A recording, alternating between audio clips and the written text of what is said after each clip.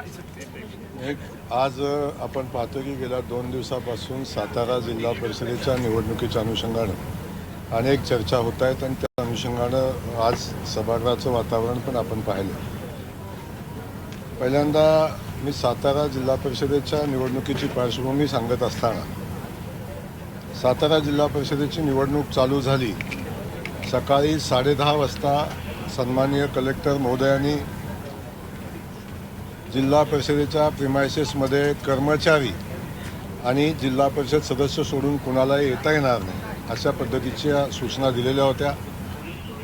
तशा पद्धतीनं पोलिसांनी गेट बंद केलेलं होतं। तो सदरचं गेट पोलिसांचं जे गेट आहे ते सन्माननीय पालकमंत्री महोदय त्या ठिकाणी पोचले आणि पोलिसांना शिवीगाळ केली। शिवीगाळ करून ते गेट उघडलं आणि शेकडो कार्यकर्ते आज जिल्हा परिषदेमध्ये गेले आणि गेल्यापासून पोलिसांना शिवीगाळ करणं, अधिकाऱ्यांना शिवीगाळ करणं, इलेक्शन तर 11 वाजता फॉर्म भरायचं, 11:30ला भरायचं होतं, पण 10 वाजल्यापासून हे सगळं चालू होतं। पहिला विषय आहे की या परिस्थितीमध्ये जिल्हा परिषदेमध्ये पालकमंत्री महोदयांनी जिल्हा अध्यक्षाच्या निवडणुकीला जाणं अपेक्षितच नाही। ते निवडणुकीला का गेले हा पहिला विषय आहे। पहिलं इलेक्शनमध्ये कायद्याचं सांभाळायची जबाबदारी सरकारचे जबाबदार मंत्री म्हणून त्यांचीच आहे, पण जिल्हा परिषदेचं गेट जबरदस्तीनं उघडायला लावून कार्यकर्त्यांना आत का घुसवलं हाही या दृष्टीने प्रश्न आहे। त्यासोबत आपण बघतो की या सगळ्या घडामोडीवर चर्चा होत असताना जिल्हा परिषद निवडणुकीमध्ये कायदा सुव्यवस्थेचा प्रश्न निर्माण करण्याचं काम माननीय पालकमंत्री महोदयांनी केलं।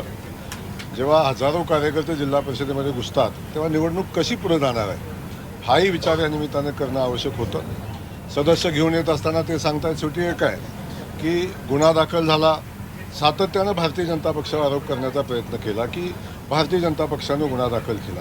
मी पुन्हा सांगण्याचा प्रयत्न हाच करतोय की राष्ट्रवादीचा जिल्हा परिषद सदस्य तो जो सदस्य आहे त्याचं अपहरण झालं किंवा त्याला जबरदस्तीनं बांधून ठेवलंय या पद्धतीची तक्रार पहिल्यांदा त्यांचा चिरंजीव विकास म्हणून त्यांचा चिरंजीव आहे त्यानंच ती केली। भारतीय जनता पक्षाचा संबंध नव्हता आणि ती पहिल्यांदा अर्ज केल्यानंतर पोलिसांनी त्या सदस्यांना ज्या ठिकाणी सांगितलं त्या ठिकाणी जाऊन शोधण्याचा प्रयत्न केला, तिथून त्यांनी सदस्य गायब केले। ही वस्तुस्थिती मी सांगण्याची आवश्यकता नाही, जी वस्तुस्थिती दिसते ती सांगतोय मी। तर त्याही पुढे जाऊन त्यानंतर मग जेव्हा अर्ज देऊन बी सदस्य सोडला नाही तेव्हा त्यांनी FIR दाखल केली, पण FIR दाखल करणारा कार्यकर्ता हा राष्ट्रवादी पक्षाच्या जिल्हा परिषद सदस्याचा चिरंजीव आणि राष्ट्रवादी पक्षाचा पदाधिकारी आहे।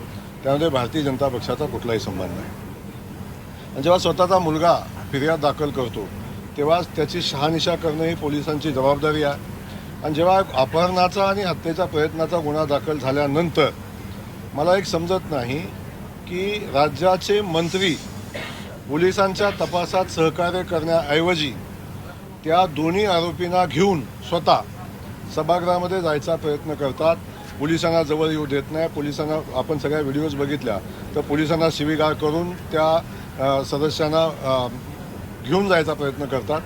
त्यावेळी ही परिस्थिती कुणी निर्माण केली, झटापट का झाली? शेवटी एक विषय होता की ते सदस्याचं अपहरण झालं नाही झालं तपासात पुढे येईल, बाकी सगळ्या गोष्टी होतील, परंतु हे सगळं काम पालकमंत्री म्हणून त्यांचं होतं का याचंही सगळ्यात पहिल्यांदा उत्तर देणं अपेक्षित आहे। त्यानंतर म्हणतात 2 सदस्य आमचे नेले म्हणून जिल्हाध्यक्ष झाला। ते 2 सदस्य अगदी बेरीज केली तरी 30+2 त्यांची बेरीज 32 होते। भारतीय जनता पक्षाला 33 मतं पडलेली आहेत। तेव्हा निवडणुकीच्या अनुषंगानं आवश्यक असणारे सदस्य आमच्यासोबत होतेच।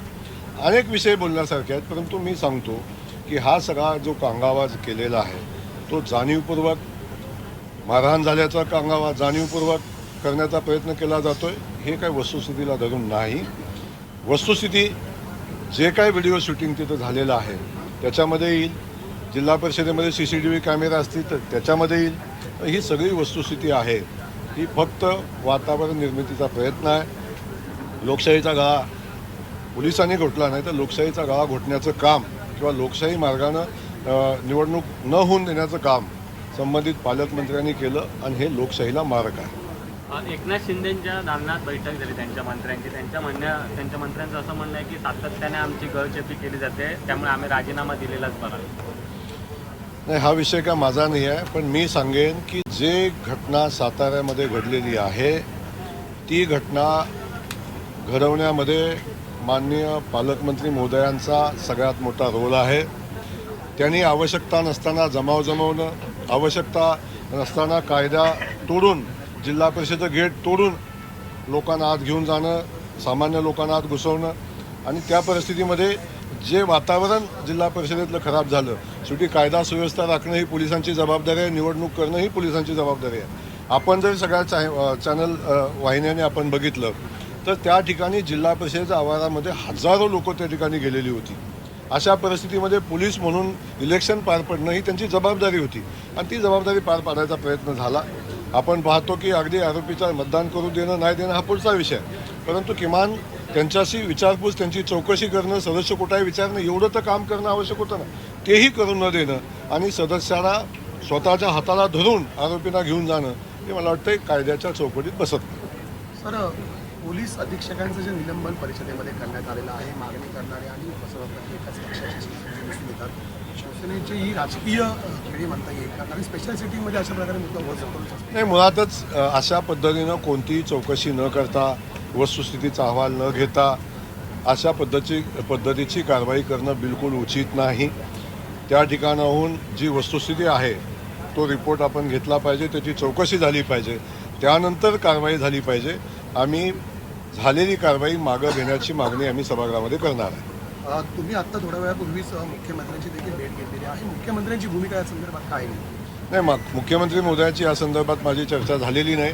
झालेल्या घटनाक्रमाची माहिती माननीय मुख्यमंत्री महोदयांना आम्ही दिलेली आहे आणि याच्या पलीकडची कुठली चर्चा झालेली नाही.